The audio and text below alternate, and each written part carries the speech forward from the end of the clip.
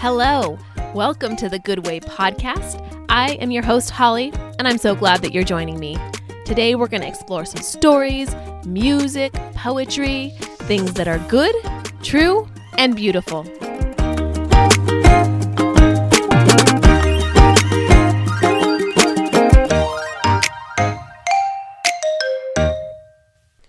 Hello, welcome. Let's start our time with the Lord's Prayer. Our Father in heaven, hallowed be your name. Your kingdom come, your will be done, on earth as it is in heaven. Give us this day our daily bread, and forgive us our debts, as we also have forgiven our debtors. And lead us not into temptation, but deliver us from evil. I wonder how it's going for you memorizing Psalm 100. Let's go ahead and read it together. You can open your Bible or grab the sheet. Maybe you wrote it down or you printed it off from the guide online. Psalm 100, a song of gratitude. Make a joyful noise to the Lord, all the earth. Serve the Lord with gladness. Come into his presence with singing. Know that the Lord, he is God. It is he who made us. We are his people, and the sheep of his pasture. Enter his gates with thanksgiving, and his courts with praise. Give thanks to him, bless his name, for the Lord is good. His steadfast love endures forever, and his faithfulness to all generations. Are there any parts of the psalm that stuck out to you this week? Maybe that you thought about over and over? This week, let's think about the phrase, serve the Lord with gladness.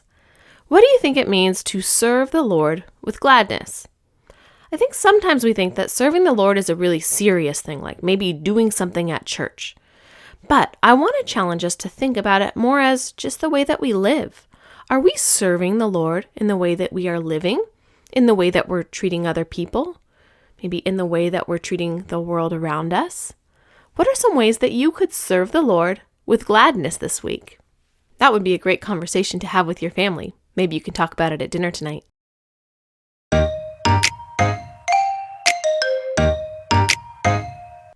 Last week, Jeff told us about a time that he went camping, and he saw the rocks and the trees and the skies and the seas, and how it made him so grateful to live in his Father's world. Well, I wonder if you know what the word wrought means. It's the last word in the first verse, and it ends like this. His hand the wonders wrought. That's kind of an old-fashioned word, and I wanted to make sure you knew what it meant. It's actually a word that means work. It comes from the word work, and it's having created or molded or shaped something. Have you ever seen a fence, maybe a tall black iron fence or gate? We call it wrought iron.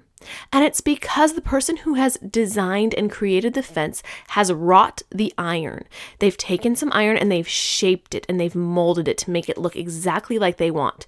And often these kinds of gates are kind of fancy. An iron worker takes something very simple and basic and turns it into something beautiful. Now, here's the thing. When we talk about what God has created or what God has wrought, it's so different than what we can create, what we can make, because God makes things out of nothing. In fact, there's a phrase for this. It's called ex nihilo. Have you ever heard that? It means out of nothing. God simply spoke and he created things. And so when we hear this part of the song, his hand the wonders wrought, all the amazing, wonderful things in this world, God created out of nothing. He is the ultimate artist. I wonder if you like to be creative. Do you like to paint or draw or maybe sculpt or build things? Well, if you do, you get to act like God a little bit when you do those things. We are made in God's image. As humans, it's called the Imago Dei, that you are a reflection in a way of God. And so when you make beautiful things, you are actually reflecting God to the rest of the world. Isn't that cool? Just like creation, we can reflect God. Hello everybody. Today we're going to sing This Is My Father's World. We get to remember that God is our Father. He's in control and he's created everything. So let's sing. This is my Father's world, and to my listening ears, all nature sings, and round me rings the music of the spheres. This is my Father's world. I rest me in the thought of rocks and trees, of skies and seas, His hand the wonders wrought.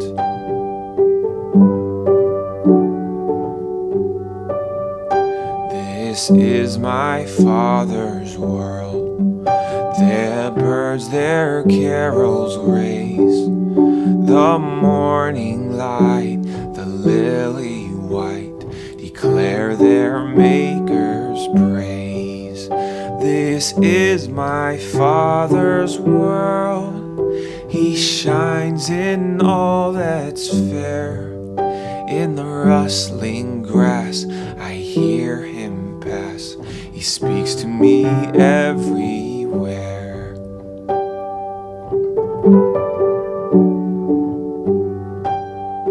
This is my Father's world. Oh, let me ne'er forget that though the wrong seems oft so strong, God is the ruler yet.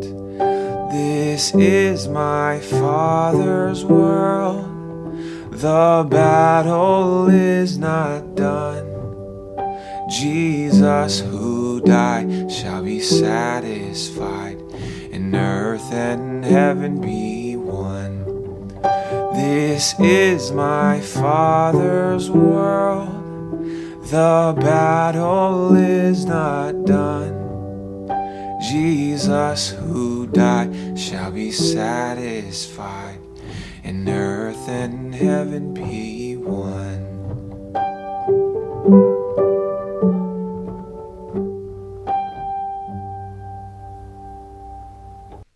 Today's story comes to us from ancient Rome.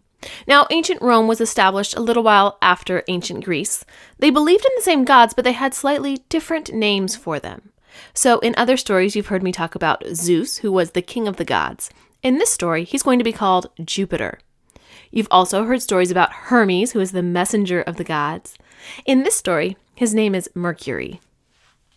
Now, this story also talks about a very important theme or idea in the ancient world. And that idea is something called hospitality. Have you ever heard that word? Do you know what it means? Hospitality is when you show kindness and care and concern for somebody who comes to your house. It is sharing what you have with them and making them feel like a guest who is welcome rather than a stranger, which they might very well be. Now, in the ancient world, hospitality was very important. If somebody came and knocked on your door, you were expected to bring them in, give them a meal, even give them a place to sleep if they needed it. Many of the ancient stories deal with this theme of hospitality, and we see what happens to those who show hospitality and those who do not. This is the story of Baucis and Philemon.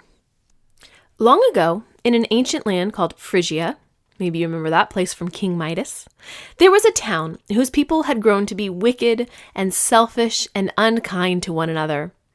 Whenever others came to this town, instead of welcoming them with kind words or even offering them a place to sleep for the night, the villagers there treated them cruelly and turned them away, sometimes even throwing rocks and sticks at them.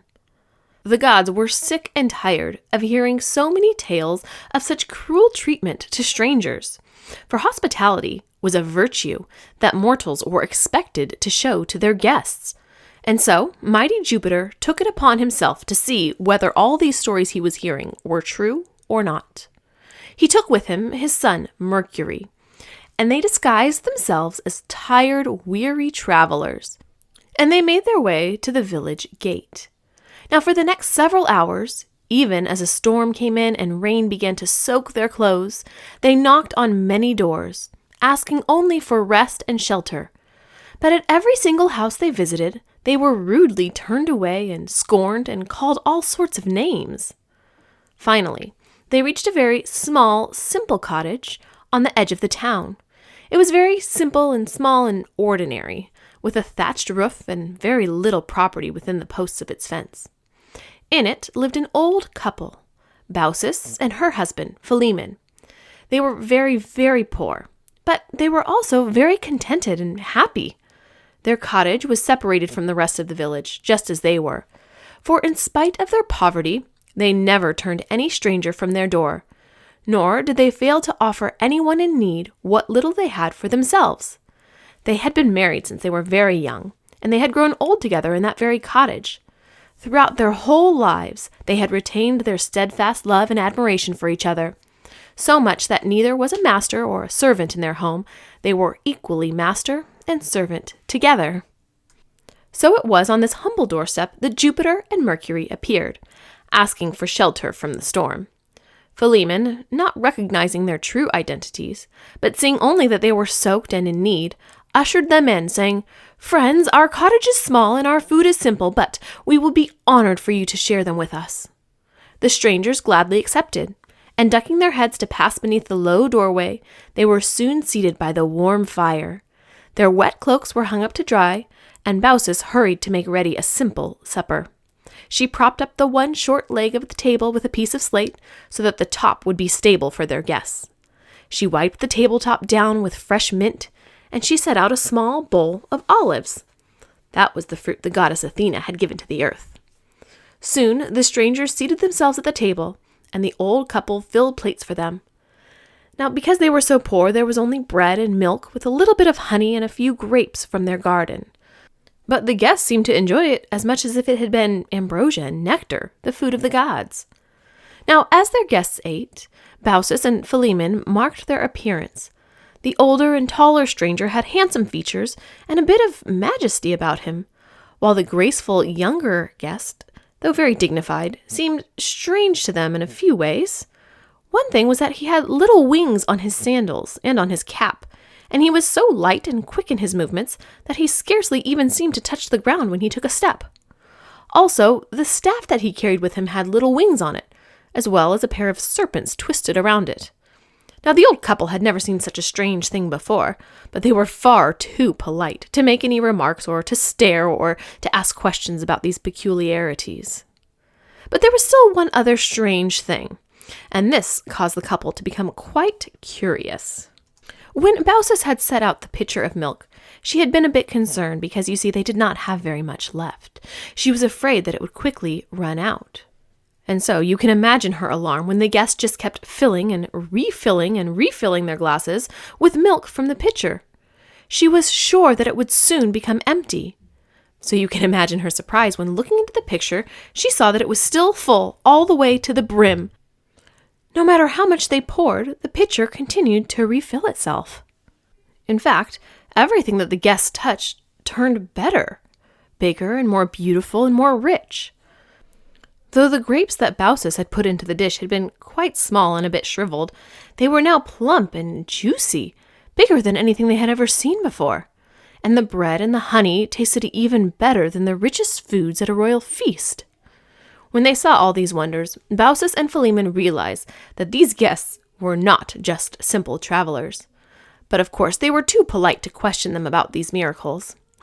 At last, the guests arose from the table, saying that they had had enough to eat and they would now like a place to sleep, for they had come a great distance that day and they were quite tired. The old couple hospitably gave up their own sleeping chamber, which was the only bed in the cottage, and laid themselves down on the hard floor to sleep in front of the hearth. The next morning, the old couple got up extra early, wanting to prepare breakfast for their guests. But when Jupiter and Mercury came out, they declared instead that they would be starting out on their journey quite early. Then Jupiter revealed his true identity, and that of his companion, and that startled the couple. When they heard that mighty Jupiter and swift Mercury had been their guests for the night, old Baucis and Philemon fell to their knees in fear before the gods. Jupiter, however, commanded them to rise, saying, "You have nothing to fear from me, good Baucis and Philemon. My son and I came here as weary travelers, and you treated us well. Therefore, we will do well by you. We came to this village to discover for ourselves whether the people here were really as inhospitable and wicked as we have been told. And unfortunately, we have found that it is true. Walk with us a while up to the hillside and see how I have punished them for their cruelty to strangers." The small party climbed to the top of the hill and looked back upon the valley. Baucis and Philemon were astonished to see that what used to be their village was now a deep lake. For Jupiter had caused a thunderstorm to cover all of the houses and to drown all of the wicked people. "Do not weep for them," Jupiter said, "for they do not deserve your pity. You alone of all the villagers have been saved, and in the place of your humble cottage, I have built you a wonderful temple of gold, with beautiful gardens and many pleasant rooms. Now tell me, kind couple, what do you desire most, and I will see that it will be yours." "But we have our love for each other, and we're already perfectly happy," Philemon said, "so what more could we want?" "Think long and hard," Jupiter insisted. And when the good couple had discussed this topic together, they came to the mighty Jupiter with this request. "Though we are happy," they said, "yet we are old, and must expect someday to be parted from each other in death. Is it too much to ask, gracious Jupiter, that we be allowed to be guardians of your beautiful temple, and when it comes our time to leave this world, that we may die in the same hour, still full of love as we have ever been, and so we can depart this world together at the same time?" Jupiter quickly replied, "It shall be just as you ask," he said. "You shall dwell together for many, many more happy years, and your heart shall always remain young and full of love for one another. And when death shall come to you, as it must, you shall leave together." Then Jupiter and Mercury were gone, vanishing all of a sudden in a vivid flash of lightning, followed by a loud peal of thunder. So Baucis and Philemon grew quite old, serving Jupiter all the while by welcoming every weary traveler and feeding every poor beggar who came past that way. And so full of love were they for each other that in the eyes of Philemon, Baucis was still as beautiful as she had been in her youth. And in the eyes of Baucis, Philemon was still just as handsome as he had been when he had first wooed her all those years ago. And then, at last, sitting side by side at the temple door, at sunset, they passed from this mortal world at the same exact time. In their place, on either side of the temple door, rose an oak tree and a linden tree. Their branches intertwined as though they were whispering loving secrets to each other. Now the people of this area still point out the place where the trees stand, side by side, forever intertwined, and they call them Baucis and Philemon. Well, I wonder what you think about that story. Did you enjoy it? Did it remind you of any other stories that you know? Why do you think this might have been a popular story for people to tell? Do you think it's an important story for us today? Well, I hope you'll think about it. Maybe go tell somebody else this story as well. I also have a fun fact for you. Now, in this story, you heard that the gods normally eat ambrosia and nectar when they are on Mount Olympus. This is the food of the gods. Well, did you know that the fruit a nectarine comes from the word nectar? So it's really food of the gods because it is so sweet and delicious. So next time you take a bite of a nectarine, maybe you'll think about Mount Olympus and the gods feasting upon it. Today I have a poem from you from Emily Dickinson. It's called Certainty.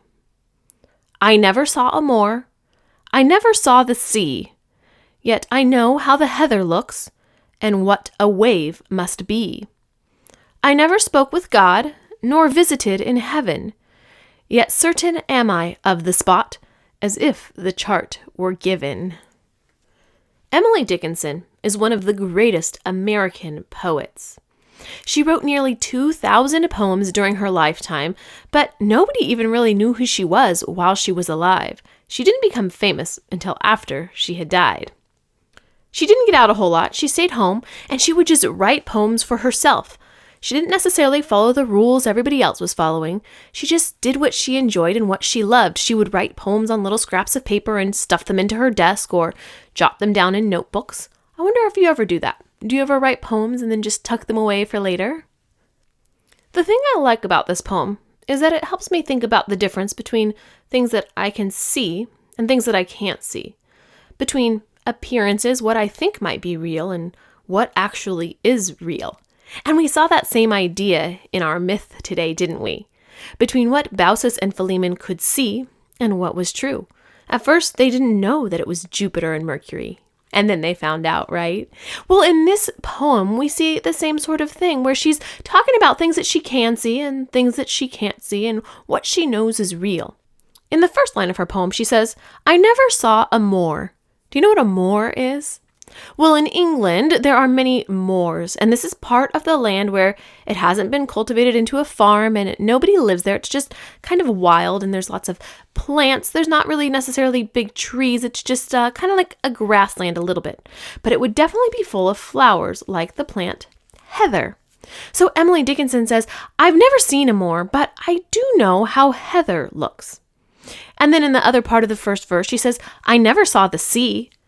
And yet she says, "I know what a wave must be." So even though she doesn't know the whole thing, she knows part of it. And then she says, "I never spoke with God and I haven't been to heaven, but I am certain that it is there." I wonder what you think about that. Is there a place that you don't know exactly because you've never been there, but you have some clues about how interesting or amazing it might be? Maybe you've seen a documentary or a nature show of a place that would be amazing to go visit, but you've never actually been there. So you have a little bit of a preview, a little bit of a clue, even though you don't know the whole thing. I think that's what Emily Dickinson is getting at in this poem. Even though she hasn't spoken with God and she has never visited heaven, she has enough clues on earth to be certain that it is real. I want to read it for you one more time. Certainty. By Emily Dickinson. I never saw a moor, I never saw the sea, yet I know how the heather looks and what a wave must be. I never spoke with God, nor visited in heaven, yet certain am I of the spot, as if the chart were given.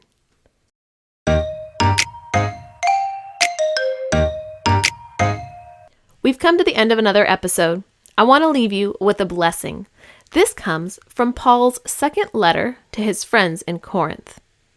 "And God is able to bless you abundantly, so that in all things, at all times, having all that you need, you will abound in every good work." Well, till next time, look for the good way and walk in it.